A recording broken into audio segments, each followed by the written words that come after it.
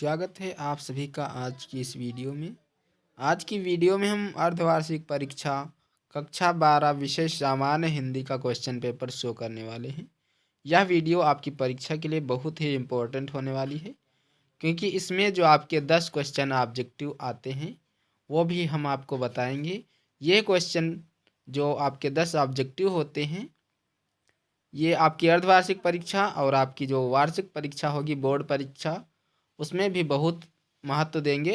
इसलिए इन सारे क्वेश्चंस को आपको ध्यानपूर्वक पूरा देखेंगे और एक एक क्वेश्चंस का आपको अच्छे से उत्तर जान लेना है। तो चलिए वीडियो स्टार्ट करते हैं। तो इस पेपर को करने के लिए आपको 3 घंटे का समय दिया जाएगा। पूर्णांक इसका 100 का है। सामान्य हिंदी का यह क्वेश्चन पेपर है और पहला प्रश्न इसमें दिया गया है कि हिंदी गद्य साहित्य पर आधारित प्रश्नों के सही विकल्प चुनकर लिखिए। तो इनमें विकल्प दिए गए हैं, 4 विकल्प हैं। 4 में से जो विकल्प सही है उसको चुनकर आपको लिखना है। ये बहुविकल्पीय टाइप के क्वेश्चन होते हैं। पहला इसमें प्रश्न है कि हिंदी की प्रथम कहानी है। हिंदी की प्रथम कहानी कौन सी है आपको पता होगा, वो आपको लिख देनी है। 1 × 5 यानी कि प्रत्येक क्वेश्चन करने के लिए आपको 1 नंबर दिए जाएगा और 5 प्रश्न हैं। इस पहले प्रश्न में आपको 5 प्रश्न दिए जाएंगे और प्रत्येक प्रश्न का 1 अंक आपको मिलेगा। तो हिंदी की प्रथम कहानी है, ये किसकी है? तो हिंदी की जो प्रथम कहानी है आपको पता होगा इंदुमती है, यानी कि ऑप्शन नंबर 3 आपका सही है। और ये इंदुमती कहानी किशोरी लाल गोस्वामी जी की लिखी हुई है। इंदुमती ये हिंदी की प्रथम कहानी है। इसके बाद खा है राहुल सांस्कृत्यायन का वास्तविक नाम क्या है। बहुत इंपॉर्टेंट क्वेश्चन है।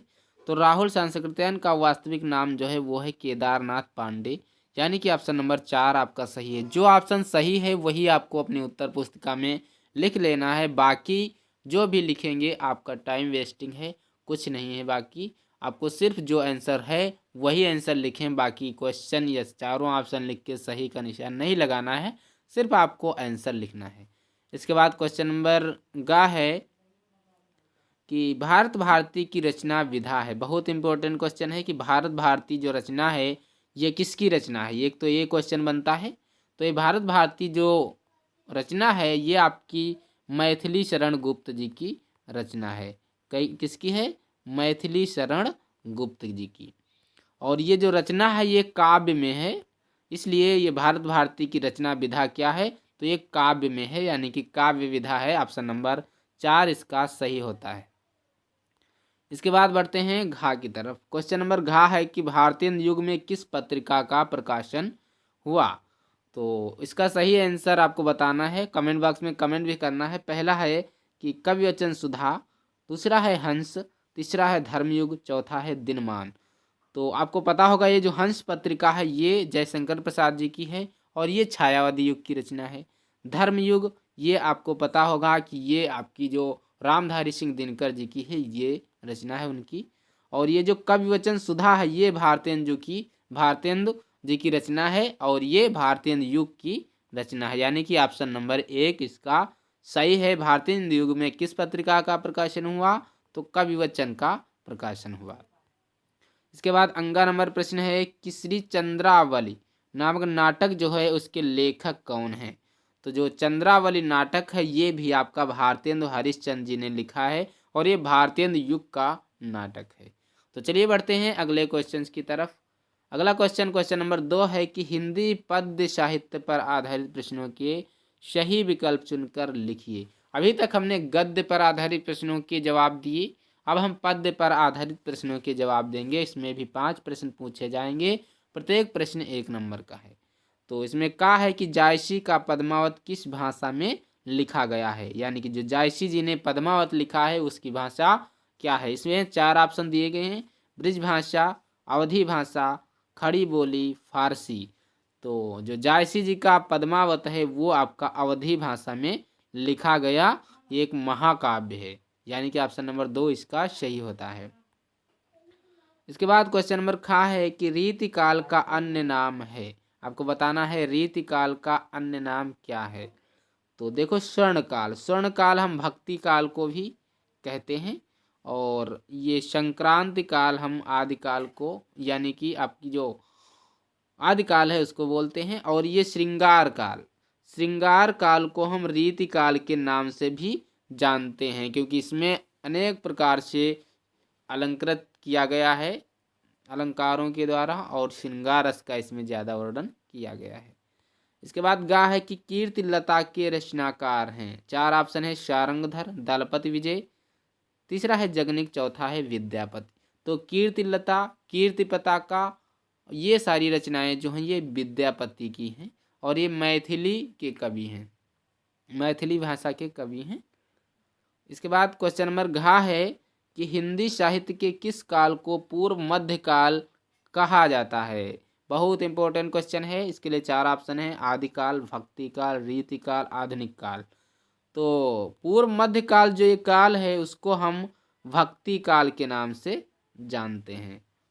तो इसका जो सही ऑप्शन हो जाएगा वो आपका हो जाएगा भक्ति काल, ऑप्शन नंबर 2 इसका राइट आंसर है। इसके बाद अंगा है कि मैथिली शरण गुप्त का प्रथम काव्य संग्रह कौन सा है। बहुत इंपॉर्टेंट है, प्रथम काव्य संग्रह इसमें पूछा गया है। तो जो मैथिली शरण गुप्त का प्रथम काव्य संग्रह है वो भारत भारती है, दूसरा इसका आंसर सही है।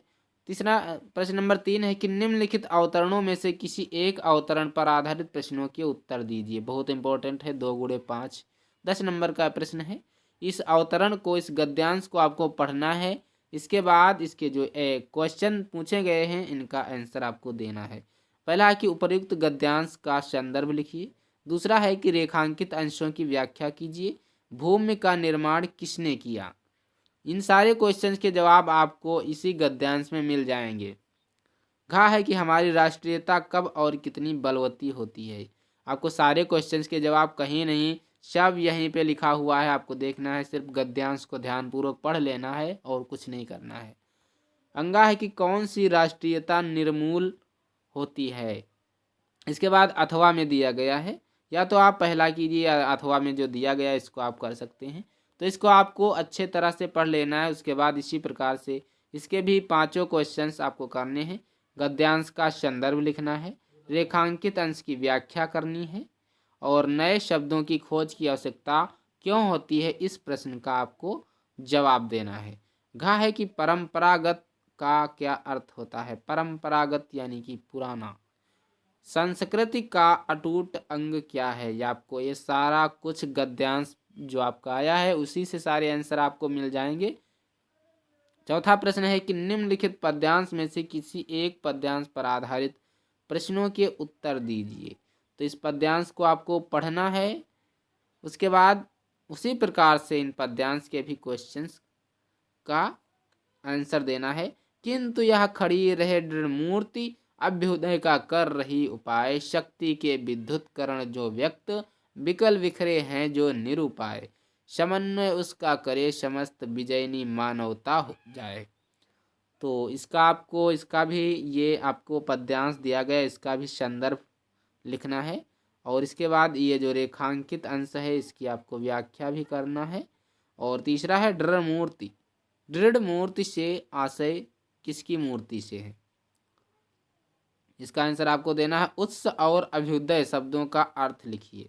अंगा है विकल और निरुपाय होकर कौन बिखरे पड़े हैं। इसके बाद अथवा में दिया गया है कि आज की दुनिया विचित्र है नवीन, प्रकृति पर सर्वत्र है विजयनी पुरुष आसीन, है बंधे नर के करों में वार विद्युत भाप, हुक्म पर चढ़ता उतरता है पवन का ताप, है नहीं बाकी कहीं व्यवधान, लांघ सकता नर सरिता गिरि सिंधु एक समान। तो इनकी भी आपको क्या करना है, संदर्भ लिखना है, व्याख्या लिखनी है। और इसके बाद गा है कि आज समस्त प्रकृति किसके अधीन हो गई है। आपको इसका आंसर इसी गद्यांश में मिल जाएगा, पद्यांश में। इसके बाद घा है कि नदियाँ पर्वत सागर आज मनुष्य के लिए कैसे हो गए हैं।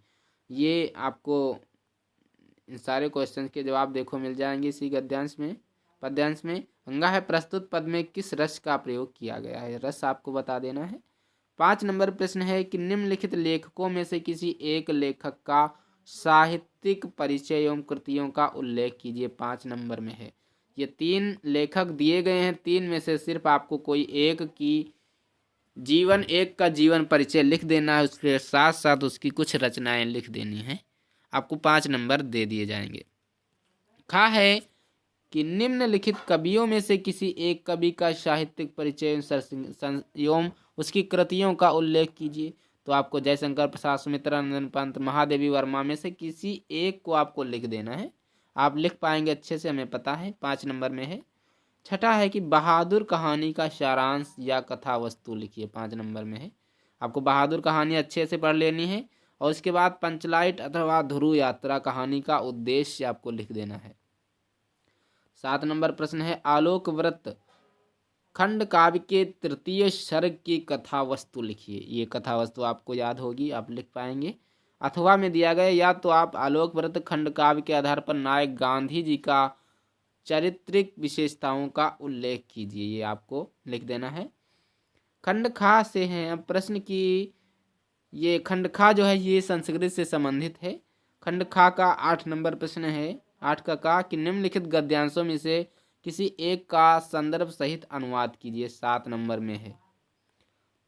इसको आपको क्या करना है, पढ़ लेना है। इसके बाद इसको आपको संदर्भ, प्रसंग और व्याख्या इसका लिखना है।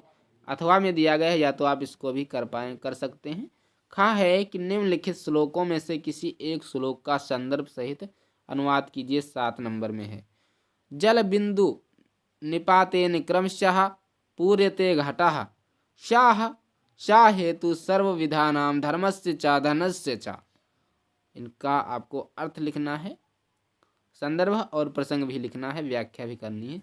अथवा में दिया गया है सहसा विद्यति न क्रियाम विवेकः परमापदाम पदम वृणुते ह्यम विम वृस्य करणीम गुणाः लुब्धा स्वयमेव संपदः। इनका भी आपको संदर्भ, प्रसंग, व्याख्या लिखना है। इसके बाद 9 नंबर प्रश्न है कि निम्नलिखित मुहावरों और लोकोक्तियों में से किसी एक का अर्थ लिखकर वाक्य में प्रयोग कीजिए। आपको वाक्य में प्रयोग कर देना है। 2 नंबर में है। एक का करना है, 4 दिए गए हैं। एक अच्छे से आप कर लेंगे, हमें पता है। पहला कि घी के दिए जलाना, दूसरा है कलम तोड़ना, तीसरा है एक पंथ 2 काज, चौथा है चिराग तले अंधेरा। 10 नंबर प्रश्न है। 10 का है कि निम्नलिखित शब्दों के संध विच्छेद के सही विकल्प का चयन कीजिए। बहुत इंपॉर्टेंट क्वेश्चन है, विकल्प वाले हैं। जैसे भवनम का संध विच्छेद है, तो इसका संध विच्छेद हो जाएगा। 4 ऑप्शन है इसके लिए। भो प्लस अनम, बा है भव प्लस अनम, शा है भू प्लस अनम, दा है भवन प्लस म। तो इसका जो सही आंसर है वो हो जाएगा आपको भो प्लस अनम, यानी कि ऑप्शन नंबर 1, ऑप्शन नंबर आ इज द राइट आंसर, भो प्लस अनम। दूसरा है कि सूर्योदय का संध विच्छेद है, तो इसके लिए 4 ऑप्शन है। इसमें जो सही है वो है सूर्य प्लस उदय। सा वाला ऑप्शन इसका सही है, सूर्य प्लस उदय। इसके बाद क्वेश्चन नंबर 3 है। क्वेश्चन नंबर आपका कौन सा ये है, हाँ, क्वेश्चन नंबर 10 का तीसरा, सदैव का संधि विच्छेद है। बहुत इंपॉर्टेंट क्वेश्चन है, सदैव। इसके लिए भी 4 ऑप्शन हैं, तो इसका जो सही आंसर है सदा प्लस एव, यानी कि ऑप्शन नंबर सा इज द राइट आंसर। इसके बाद खा देखते हैं। निम्नलिखित शब्दों की विभक्ति और वचन के सही विकल्प का चयन कीजिए। ये आपको सही विकल्प का चयन कर देना है इसमें भी, कि आत्मने जो विभक्ति है वो किस वचन और किस विभक्ति से है। तो इसमें जो सही है वो आपको लिख लेना है, हमें तो आत्मने की इस वक्त ध्यान नहीं है। इसके बाद नामना की आपको लिख देनी है। 11 नंबर प्रश्न की तरफ बढ़ते हैं कि निम्नलिखित शब्द युग्म के उचित अर्थ का चयन कीजिए। देखो सर और सर दोनों लिखे हुए हैं, दोनों का उच्चारण सर ही है, लेकिन इनके अर्थ अलग अलग हैं। एक तो सर का पहले वाले का अर्थ है कि बाण, क्या है, बाण, और दूसरे वाले का मतलब है कि तालाब। तो इसमें जो तालाब और बाण और तालाब है वही ऑप्शन सही, यानी कि ऑप्शन नंबर बा इज द राइट आंसर, बाण और तालाब। आतप और आपात, इन दोनों का अर्थ आपको लिख देना, इसमें जो सही है वो आपको लिख देना है। खा है कि निम्नलिखित शब्दों में से किसी एक शब्द के दो अर्थ लिखिए। इसके आपको दो अर्थ लिख देने हैं, अंश गुण तात। गा है कि निम्नलिखित वाक्यांशों के लिए एक शब्द का चयन कीजिए। कम खर्च करने वाले को क्या कहेंगे? इसको हम मितव्ययी बोलते हैं। ऑप्शन नंबर आ इज द राइट आंसर। इसके बाद दूसरा है कि परीक्षा लेने वाला आपका परीक्षक होता है। तो इसके लिए ऑप्शन नंबर आ इज द राइट आंसर। घा है कि निम्नलिखित वाक्यों में से किन्हीं दो वाक्यों को शुद्ध करके लिखिए। तो चलिए इनको पढ़ते हैं, इसके बाद इसको शुद्ध करते हैं। पहला कि सभा में अनेकों वक्ता थे। इसके बाद दूसरा है अपनी अपनी पुस्तकें लाओ। तीसरा है राम का भविष्य उज्जवल है। चौथा है डाल में पंछी बैठा है। तो इसको पहला वाला देखो, इसमें लिखा है सभा में अनेकों वक्ता हैं।